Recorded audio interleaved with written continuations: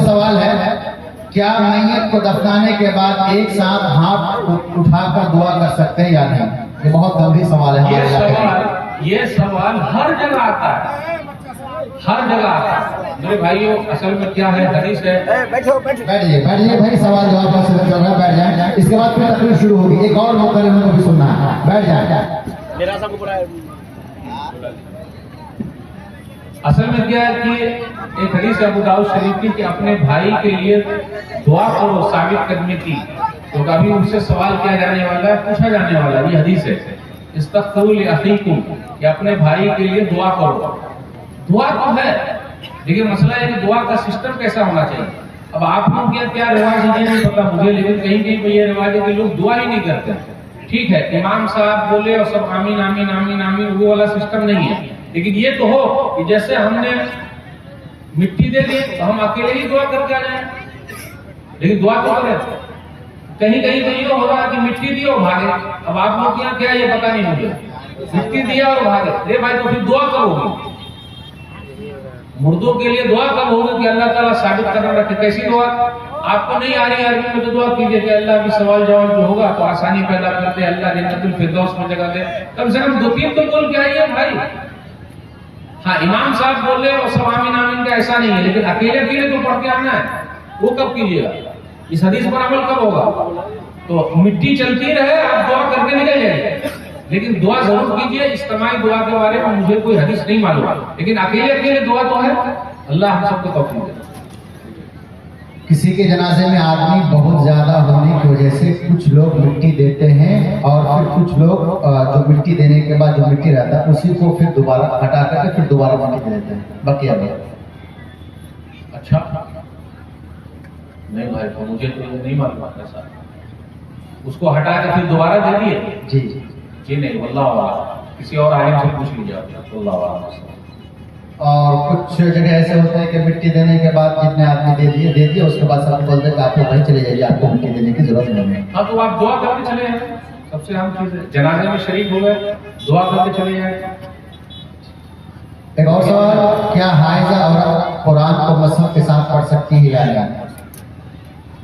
देखिए, इसमें भी जो मसला है, जहाँ तक हदीस का छूने का मसला, कोई टीचर है उसको तो पढ़ाना है ही, बगैर छुए हुए पढ़ सकती है। तो वो 5-6 दिन 7 दिन तक का उनका मसला है, तो टीचर है उनको पढ़ाना है तो ठीक है, हाथ ना लगाए, वैसे ही पढ़ ले, पढ़ा लो। तो क्या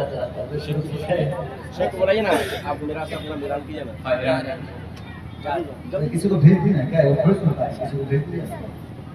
जब तक मैं पढ़ूं वो हदीस में सुना नहीं, सुना देता हूँ।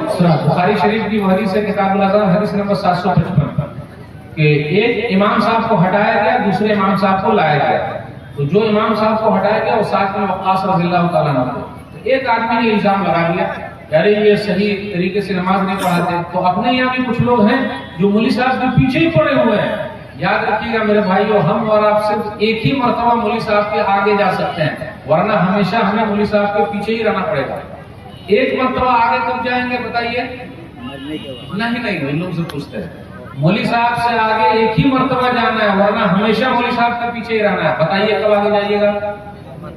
जब हम मर जाएंगे तभी आगे रहेंगे और इमाम साहब पीछे खड़े होकर नमाज पढ़ाएंगे, वरना जिंदगी भर हमें इमाम साहब के पीछे रहना पड़ेगा, है कि नहीं? इसी में हमारी भलाई है। निकाह यही पढ़ाते हैं, जनाजा यही पढ़ाते हैं, कन्वर्ट नहीं कर रहे हैं मेरे भाई। परेशानी में यही काम आते हैं, तलाक का मसला हो तो यही हल करते हैं। हर चीज को मौलवी साहब ही करते हैं। और कितने लोग बोलते हैं मौलवी साहब ने कुछ किया ही नहीं। मौलवी साहब की दुआ भी लगती है, मौलवी साहब की बद्दुआ भी लगती है। ये मौलवी साहब खड़े हो गए, इमाम साहब भी है, साथ में वक़ास रज़ियल्लाहु ताला अन्हु। अरे इसने इल्जाम लगाया कि मुझे नमाज पढ़ाना नहीं आता, या गलत इल्जाम लगाया, अब बद्दुआ कर देगा। अल्लाह ये आदमी जो है अपने दिखावे के लिए खड़ा हुआ है, तो इसकी उम्र लंबी कर दे, इसकी फकीरी को बढ़ा दे और इसको फितने में डाल दे। कुछ दिनों के बाद क्या हुआ, वो आदमी बहुत बुरा हो गया। ये भौं के बाद अंदर घुस गए और उसके बाद रोड पे चलता था और लड़कियों को छेड़ता था। तो कहा ये इमाम साहब की बद्दुआ लग गई। इसलिए मेरे भाई हो, इमाम साहब की दुआ भी लगती है, इमाम साहब की बद्दुआ भी लगती है।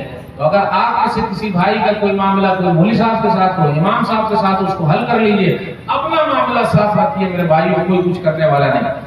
हम में से कुछ भाई ऐसे हैं जो दूसरे का खाए बैठे हैं। वो कैसे? सिर्फ दूसरे के ऊपर नजर है। कैसी नजर है भाई? बाजू वाला, इधर वाला, उधर वाला। अब आप लोग क्या बोलते हैं ये पता नहीं मुझे। दो खेत के बीच में जो आड़ी होती है उसको आप लोग आड़ी बोलते हैं या आड़ी बोलते हैं? आड़ी बोलते हैं। आड़ी पहले मोटी मोटी होती थी, अब पतली पतली हो गई है। पता है आपको क्यों? इधर से भी मार रहा है, इधर से भी मार रहा है, और मार मार के एकदम पतला कर दिया, और पतला कर करते आरा बना दिया। आरा लकड़ी काटने वाला आरा होता है कितना पतला, वैसा एकदम बना दिया। अल्लाह ने इनकी भी बरकत छीन ली, इनकी भी बरकत छीन ली।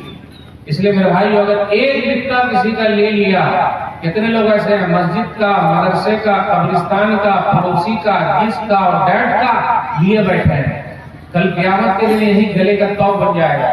हदीस के अंदर सही मुस्लिम किताब मुसाक़ात हदीस नंबर 1610। अरवा एक औरत है, लेडी भी दबंग होती है।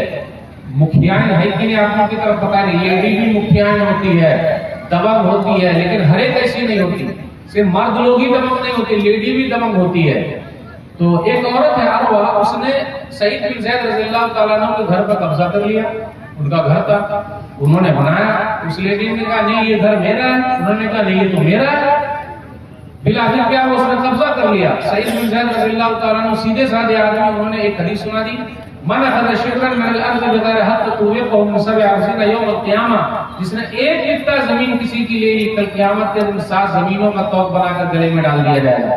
कितने भाई ऐसे हैं जो अपनी बहन का खाए बैठे हैं, भाई का खाए बैठे हैं, पड़ोसी का खाए बैठे हैं, मस्जिद का खाए बैठे हैं, मदरसे का खाए बैठे हैं, कब्रिस्तान का खाए बैठे हैं, और नदी नाले का भी खाए बैठे हैं। जमीन को पाट पाट के भर भर के दुकान बना रहे हैं, मकान बना रहे हैं। ऐसी कमाई हलाल है? ये नहीं मेरे भाई। सरकार की जमीन ही क्यों न हो, हम और आप सरकार की जमीन पर भी कब्जा नहीं कर सकते, चाहे जो हो जाए। और जिसने एक बिस्ता ले लिया, कल क़यामत के 7 जमीनों का तौक बनाकर गले में डाल दिया जाएगा। अब ये औरत नहीं मानी तो इन्होंने बददुआ कर दी, अल्लाह ये औरत अगर झूठी है तो इसको अंधी बना दे और इसके घर को कब्रिस्तान बना दे। बिला फिर कुछ दिनों के बाद वो औरत अंधी हो गई और अपने घर में चल रही तो सीधा कुआं में जाकर गिर गई। मेरे भाइयों, इससे ये पता चला हमारा मामला साफ होना चाहिए। हम और आप किसी से कोई चीज न ले, किसी को धोखा न दे, किसी को परेशान न करें, वरना हमारा नुकसान होगा। ये चंद बातें मैंने आपके सामने रखी। अल्लाह से दुआ है अल्लाह हम सबको अपना मामला साफ रखने की तौफीक दे। आमीन। अस्सलाम वालेकुम व रहमतुल्लाह।